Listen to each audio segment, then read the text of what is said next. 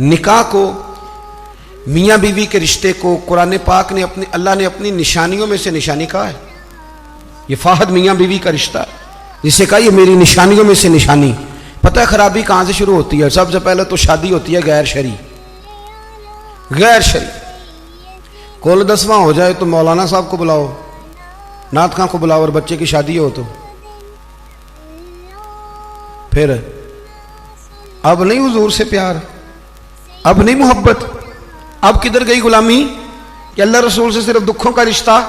बुलाओ ना, अब भी बैंड बाजा, यहां तो बैंड बाजा कुल वाले दिन भी मंगाओ, 10वें पे भी मंगाओ, और दुखों की बात आई तो कुरान शरीफ शुरू करा लिया, और जब सुख आए तो फिर आपने मौत शुरू करा ली। और भाई मुस्तफ़ा की नात वाले को ना नात ही अच्छी लगती, उससे बारात वाले दिन भी नात ही अच्छी लगती, शादी वाले दिन भी नात ही अच्छी। पहली बात तो ये कि गैर शरई हरकत होती है शादी, और ढेरों होती, ढेरों। सबसे बुरी हरकत कौन सी है?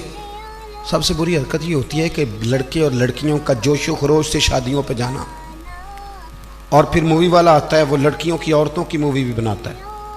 और अब तो अल्लाह खैर करे, मूवी को वैसे ही लोगों ने फ़र्ज किफ़ाया समझ लिया। अल्लाह माफ़ करे, हर आदमी ने हाथ में मोबाइल पकड़ा। इतना ज़रूरी काम है ये। मूवी बनती है, मेहंदी होती है, नाच गाना होता है, तमाशे लगते हैं।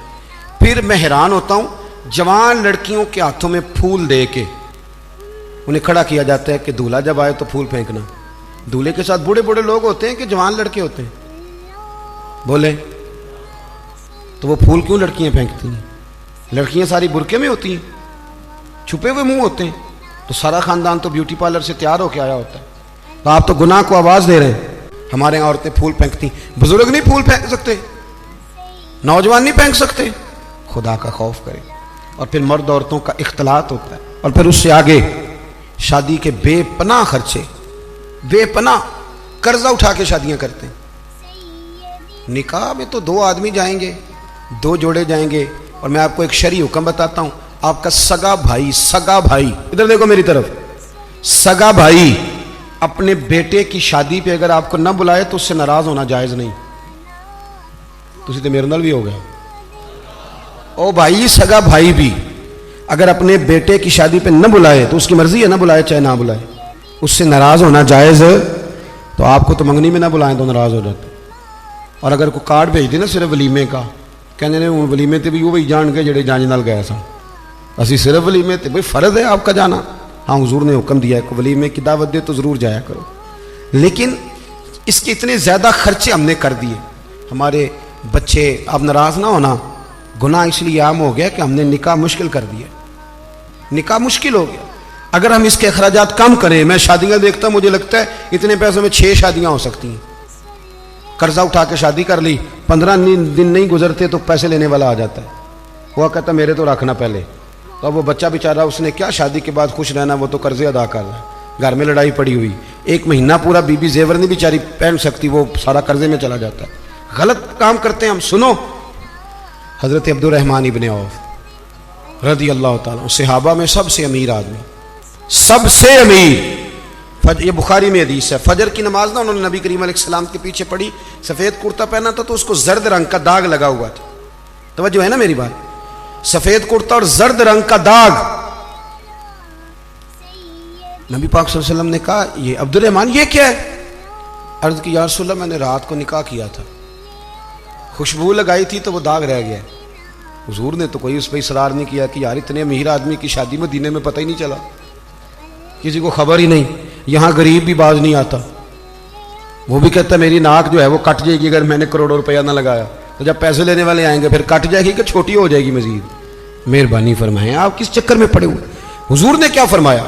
नबी करीम सल्लल्लाहु अलैहि वसल्लम फरमाने लगे, निकाह कर लिया तो वलीमा जरूर करना, चाहे 1 बकरी ही ज़िबा करो। तो अपने घरों के अंदर सुकून का माहौल कायम करें। शादी और ब्याह को हुजूर की सुन्नत के दायरे में लेके आए। ये वफादारी का रिश्ता है, ये खुलूस का रिश्ता है। इस रिश्ते को खुलूस वाली मनाजिल की तरफ लेकर के जाए। बीवी ख्याल करे कि मुझे अपनी खामन की खिदमत करनी है, खामन ख्याल करे कि मुझे बीवी, मैं अक्सर कहा करता हूँ, मैं कहता हूँ कि अगर आप बीवी के माँ बाप की इज्जत करेंगे तो वो भी आपके माँ बाप की इज्जत करेगी। आप तो माँ बदौलत कहते मैं नहीं कभी ससुराल गया जी, वो मैं दरवाजे पे छोड़ के आ जाता हूँ। پھر وہ میں لینے بھی چلا جاتا ہوں، چونکہ میں بہت بڑا نواب ہوں، تو آپ کیسے امید رکھتے ہیں پھر وہ آپ کے ماں باپ کی خدمت کرے گی؟ سنیں، دو باتیں عرض کرتا ہوں، بات ختم کرتا ہوں۔ سیدہ طیبہ طاہرہ حضرت خدیجہ الکبریٰ رضی اللہ تعالیٰ، جب آدمی امیر ہو نا، غریب ہو جائے تو اس کے لیے بڑی مشکلات ہوتی، غریب امیر ہو جائے تو کوئی مشکل نہیں ہوتی۔ حضرت خدیجہ الکبریٰ مکے کی ملکہ تھی، 20 کنیزیں نوکرانیاں گھر میں کام کرتی تھی۔ پھر سیدہ خدیجہ کلمہ پڑھ گئیں، پھر مسلمان ہوئی، حضور سے نکاح ہوا۔ اگرچہ حضور نے اعلان نبوت بعد میں کیا، لیکن حضرت خدیجہ الکبریٰ رضی اللہ تعالیٰ عنہ کہتے ہیں میں تو اسی وقت، یہ کلمے کا معنی جو میں نے بیان کیا یہی سمجھ لیں، میں تو اسی وقت ہی سمجھ گئی تھی جب میرے غلام نے آ کے بتایا کہ بادل کے ٹکڑے سایہ کرتے ہیں، درخت ان پہ جھکتے ہیں، فرماتے ہیں میں تو اسی وقت ہی محبوب کی غلامی میں آ گئی۔ نکاح ہو گیا، حضور کی بارگاہ میں آ گئی، فرماتی ہیں میں نے نا ظہر کے وقت سارا مال حضور کی خدمت میں دیا، 20 کنیزیں، غلام، ظہر کے وقت، اور عصر سے پہلے پہلے محبوب نے ہر شے اللہ کے راستے میں تقسیم کر دی۔ یہ وقت بھی بطور تمثیل ہے کہ جتنا زور عصر کے درمیان وقت ہوتا ہے، اتنے وقت میں بانٹ دیا حضور نے سارا کچھ۔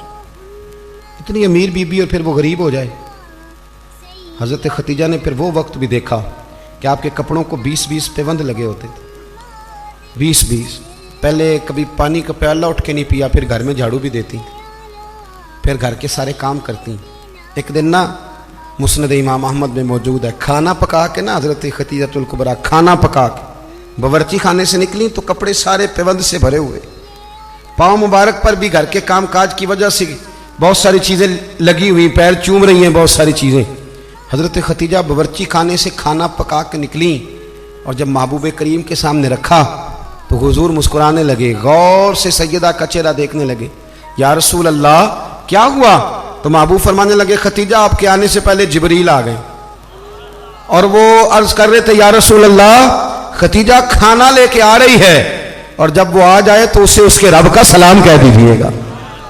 اگر خاتون اپنے خاوند کی خدمت کرے، اگر وہ یہ ذوق بنائے، یہ مزاج۔ اب تصویر کا بالکل دوسرا رخ بھی دیکھیں، یہ کنز العمال میں یہ بھی حدیث ہے، اور حدیث کی راوی سیدہ عائشہ صدیقہ۔ بس بات ختم کرنے لگا ہوں۔ سیدہ عائشہ صدیقہ کہتی ہیں دوپہر کو حضور آرام کرتے تھے کھانے کے بعد، لوگ ملنے نہیں آتے تھے، پر ایک دن نا ایک بوڑھی اماں آ گئی، اس نے جب دروازے کے سامنے آ کے وہ بولی تو حضور جلدی سے اٹھے، خود دروازہ کھولا، کھانا کھلایا، کھجوریں دی، سرکہ دیا، پیار کیا، محبت فرمائی۔ حضرت عائشہ صدیقہ رضی اللہ تعالیٰ عنہ کہتی ہیں یہ میں نے انفرادی رنگ دیکھا، باقی ہر ایک سے شفقت کرتے تھے، پر یہاں میں نے حضور کا انداز جداگانہ دیکھا۔ جب جانے لگی تو حضور نے تحائف بھی دیے، میرے دل میں خیال آیا حضور اب جائیں گے، رات کو واپس آئیں گے تو پوچھوں گی کہ یہ اماں کون ہے، لیکن محبوب تو لیٹ گئے۔ کہتے میں قریب گئی، قدموں میں بیٹھی، میں نے کہا یا رسول اللہ یہ کون تھی خاتون، آپ نے بڑا ہی پیار کیا۔ کہتے حضور اٹھ کے بیٹھے تو آنکھوں میں آنسو تھے۔ میں نے کہا یا رسول اللہ کیا ہوا؟ تو محبوب فرمانے لگے عائشہ یہ نا میری پہلی زوجہ سیدہ خدیجہ کی سہیلی تھی، یہ جب ہم مکے میں رہتے تھے تو یہ آیا کرتی تھی، خدیجہ کھانا بھی کھلاتی تھی، پیار بھی کرتی تھی، تحفے بھی دیتی تھی۔ آج جب یہ لوٹ کے دوبارہ آئی ہے تو خدیجہ کی یادیں تازہ ہو گئی، میں نے اسی طرح وقت دیا ہے، کھانا کھلایا ہے، تحائف دی ہیں، اور حدیث کا آخری جملہ حسن العہد من الایمان۔ محبوب فرمانے لگے وعدے، عہد اور رشتے اچھے طریقے سے نبھانا یہ بھی ایمان کا حصہ ہے، تعلقات اچھے طریقے سے نبھانا یہ بھی ایمان ہے۔ بہت فکر کے ساتھ شریعت کے دائرے کے اندر رہ کے نکاح کیا جائے۔ دیکھیں کسی کے دیندار ہونے کا پتہ ہی تب چلتا ہے جب اس کے گھر میں کسی کی شادی ہو۔